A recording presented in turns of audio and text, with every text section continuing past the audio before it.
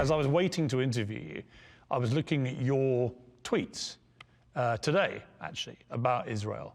And it just seemed to me, and correct me if I'm wrong, but it seemed to me you'd suddenly decided to take a much more direct and tough position. And you said this: now is the moment for Israel to return to its founding premise. The Jewish state has an absolute right to exist, a divine gift, gifted to a divine nation, charged with a divine purpose. Israel has an absolute, unequivocal right and responsibility to defend itself to the fullest, applying the only language its adversaries understand, the language of force. And what would David Ben-Gurion say? Don't depend on anyone else's fleeting sympathies or permission to do it. If Israel wants to destroy Hamas, Israel should go ahead and destroy Hamas. If Israel wants to destroy Hezbollah, Israel should go ahead and destroy Hezbollah. If Israel and Mossad want to pull off Munich 2.0 and take out every last leader of Hamas, whether they're hiding from Doha to Dresden, and host a red wedding at the Four Seasons in Qatar, they should go ahead and do it. Now, when I read that, I was a bit taken aback, because your rhetoric about Israel, I would say before all this, back in the summer, was not as strident as this. Well, I mean, this is in the wake of an attack. What I'm saying is the principle is the same. The U.S. should not be involved. But when the U.S. is not involved, I think that's better for the U.S. It's also better for Israel to be able to pursue its own national self-interest. Here's the question I'm going to ask you. It sounds to me like your support for Israel is they can do what the hell they like. Yes. But you want to be president of the United States. And there are many people in America, you know this, who are extremely concerned about the proportionate scale of the Israeli response already. And it's only likely to get a lot worse before anything is resolved here. Is your support for them unconditional? Because it sounds like it is. My support for their right to national self-existence and self-defense and carrying out whatever the heck they think is appropriate in response to the attack submitted on them? Yes, it is not our job to get involved in this in one direction or another. Historically, it's been America's position in the world to be leader of the free world, to be almost the world's global policeman.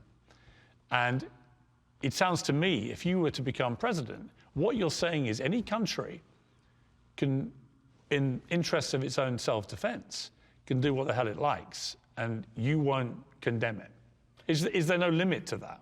Well, look, I think that within the bounds of following international law, right, within the bounds of the legal framework that we all abide by, yes, it's not our job to be the global policeman. And I think there's a lot to what you said there, Piers, that's true. Historically, especially if you look at the last 25, 30, 40 years, that has been the role of the United States, is to try to play this role of global cop. Well, I'm running for president of the United States of America. And my job as the U.S. president is to look after American interests. That's a shift from the neoconservative view. It's a shift from the model of liberal hegemony. And I think part of this is because I come from a different generation that has seen the costs of $6.5 trillion of our national debt attributable to the wars in Iraq and Afghanistan that did not advance U.S. interests. Thousands upon thousands of innocent lives sacrificed in those two wars alone. Yes, I grew up into a generation where we saw that. I reject that vision. But that means we have to practice what we preach in all directions. That means this is Israel's right to defend itself. They should be unconstrained and unrestrained. The IDF can, I believe, get its own job done. For those who would call for U.S. military involvement, I say no. My view to Iran is you stay out and we stay out, and that's something that'll keep Iran out and we stay out of it as well. But that's a different view also than saying that then I'm somehow going to second guess what decisions Israel makes. No, Israel has a right to national self-defense. So you don't want to help them? Not militarily. Diplomatically, I do. We have $3.8 billion in aid that's going to Israel. I don't propose cutting that off. We've made that 10-year commitment for a reason. But I think actually, I'm not sure that that's exactly what Bibi would say. I mean, I would give you what Bibi's address to Congress was in 1996. Let's also call out the unspoken truth here, Piers. One unspoken truth of those carrier groups going to the conflict area. Part of the reason they're there is also to play Big Brother to Israel, to sort of say what Israel can and can't do. So I say go back to David Ben-Gurion's founding vision for Israel. That's what I would tell Bibi. I get that. You do what you need to do. Okay, but I would say to you, the reason actually those carriers have been sent in is because it is absolutely in America's national interest what happens now in this war. Because if things were to escalate, and just before I sat down with you, I saw a statement from the Kingdom of Saudi Arabia, extremely censorious, demanding an immediate ceasefire, saying that they think this could be a disaster for the region. You've got President Erdogan of Turkey calling Israel overtly war criminals now at a rally in Turkey. This is really escalating fast. So I think we need to de-escalate it. And I don't think our military presence there helps that. I'm going to come to how that may or may not transpire. But the idea that this is not relevant or pertinent to America's national interest is for the birds, isn't it?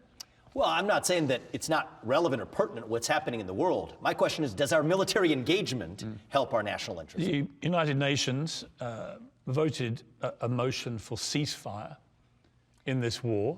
The United States voted against that motion. The United Kingdom, my country, abstained. Where do you sit on that? I think the United Nations has outlived its purpose.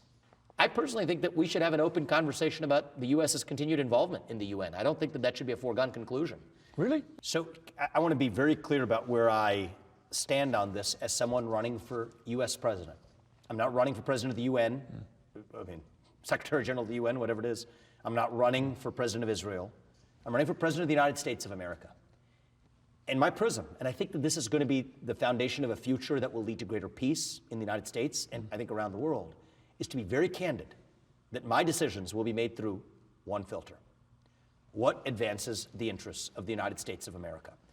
And I don't believe that it advances the United States of America for us to assume the position of a shadow ICJ, an International Court of Justice, deciding what is or isn't proportionate from our armchair position in Washington, D.C., when we have problems of our own and threats of our own to deal with. And so my view is, again, Piers, this is part of the broken foreign policy establishment in both political parties. Once you've crossed that Rubicon, then yes, you're committed to take stances on each of these questions. Let me ask you this. It's not my job to adjudicate this as the U.S. president. There are the injustices in this country to most of the American people. I mean, that's a massive departure. That would be a massive departure. And NATO? So NATO, I think, is a different conversation from the UN. I do think that there's a conversation first, a table stakes conversation with NATO, when you have a majority of its members still not meeting its minimum 2%. But an American president has to have a moral compass too. About whatever's going on anywhere in the world. Well, I have a moral compass. My question is this. Right now, there are thousands of children. You're a father, 2 young kids. I'm a father of 4 kids. There are thousands of young children getting killed in Gaza. Innocent Palestinian kids. Half of Gaza are kids. Women being blown to pieces. Houses and whole areas being completely decimated. 1 million Gazans have had to move from the north to the south, out of their homes, which they will not be able to return to in most cases because they've been destroyed, and they're going to be destroyed. And I get that the purpose, that Israel's stated mission purpose, is to get rid of Hamas, and I agree with them. But how they do that, the whole world is watching. And the other parts of the region, including Saudi Arabia, that are on the verge of a new accord with Israel, are now recoiling at what they see as a disproportionate response. So I disagree with some of that characterization. My question, a long-winded question, but my question is, on a human level, with the moral compass required by an American president, do you not look at what's happening now in Gaza and slightly recoil at the scale of this and what it may become in the next days, weeks, potentially months? Do you not think, let me a responsible American president wouldn't say to Prime Minister Netanyahu, just hang on here? So if I may, Pearson, I appreciate you providing the backdrop for that question. And I'm not giving you the answer. No, I know you're not. I'm asking you. Yeah, and I take it as a question. Yeah. As a difficult question. It's a difficult answer. My first obligation in the way I've lived my life to this date is to my family, to those 2 sons, those 2 boys we're raising. And then we go concentric circles to my nation.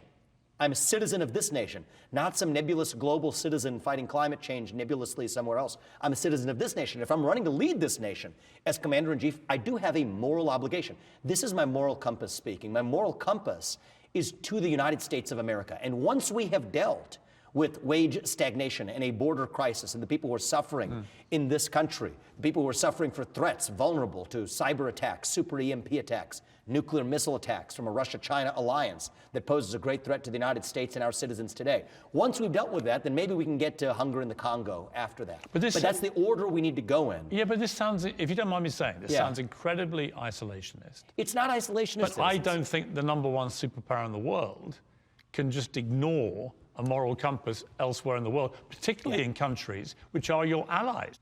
I'm not saying don't get involved or not. I'm saying the question of whether or not we get involved is decided through one prism, of whether it advances the American interest. And so there may be certain cases in which we do make the determination that that does advance the American interest. I'll give you one right now. Taiwan. If China were to invade Taiwan right now, I think it is the job of the U.S. to affirmatively defend. Why? Because we depend on Taiwan for semiconductors that power our modern way of life. So you would, if you were president, you'd send troops in to defend Taiwan? I would defend Taiwan, and I'm not going to telegraph exactly which means. There are many Why means would you defend Taiwan militarily but not Israel? Well, I think that right now we depend on those little semiconductors for our modern way of life. just purely and financial? Israel also doesn't need it. But Israel provides a lot of stuff to America. Well, here's my point. And this is the whole point, Piers, is it's not some top-down cookie-cutter analogizing. I analyze each situation independently. Isn't there a core principle? Israel is able to defend itself right now. And I think Israel will be better able to defend itself if we don't muddy the waters. Taiwan has no chance of defending itself versus China, and it matters to the U.S. Your red line you said to me was American interest. It was if American citizens got attacked. We will hit you back 10 times harder. Okay, but American citizens were attacked. So that's what makes this conflict difficult. Is Israel able to take care of that job? If American targets are hit as American targets, right? Let's say they know they're hitting us on an American base. That's a direct hit on the United States. But if Americans get killed in Israel, well, if Americans or get Israel, kidnapped and taken hostage by Hamas, we need to. Well, right now, you don't see any imperative. I would prioritize getting those American hostages out. That is a top priority for me.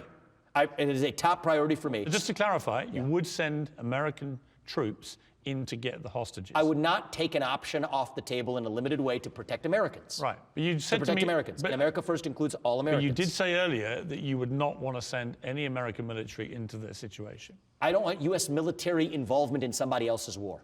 You just said you'd send troops in to get the hostages. American hostages. Only the American hostages. Special forces targeted, but Piers, it is also. What are you going to do? Go in and say, are you American or Israeli? You're paying attention to the negotiations, I trust. There are very clear delineations that Hamas has drawn right now for releasing civilian hostages of other nations. But just to clarify, clarify, Vivek, for this, I mean, you're not seriously suggesting that you would send in American troops down to get hostages. Special forces or otherwise, or negotiators. But literally only get American hostages rather than, say, Israeli hostages. The only condition under which we will have shown up there was because they hold American hostages. Right, but if we're there, we're going to do the best deal we can to advance American interests, which includes releasing Israeli hostages. But I would say there's inconsistency to what you've now been saying about it. Do you think at the moment they are acting in accordance with international law and the Geneva Convention? Because many think they're breaking. I believe there's no evidence to suggest that they're outside of that in the context of the laws of just engagement, in the context of what Hamas did.